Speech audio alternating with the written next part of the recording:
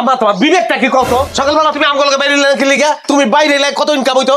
আমি বাইরে হইলাম না সেই কথাটা কইস না, কবে তোর আমারে নিলি না। আমি যে বৌমারে কত করে কইলাম যে একটুখানি খাড়াও, সে কি খাড়াইলো? তুমি আসলে কি লিখা আমারে? আম্মা যে অভিনয়টা করে এটা কি তুমি পারবি?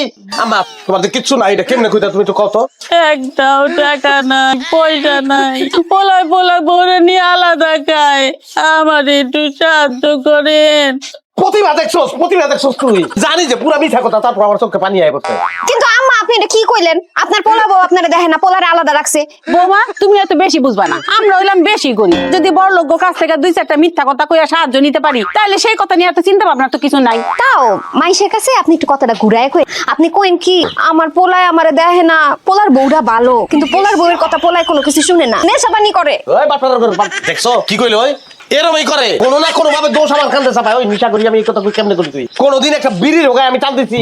আচ্ছা ওইছে চুপ করতো। ওই বৌমা তুমি হাতে এগুলো কিসের কাপড়? ওই যে ডাক্তার সাহেব দিছে। আমি একটা জিনিস বুঝলাম না, আমার ডাক্তার সাহেব ডাক্তার হইলে কেমন? গোষ্ঠী শুদ্ধা বলদ।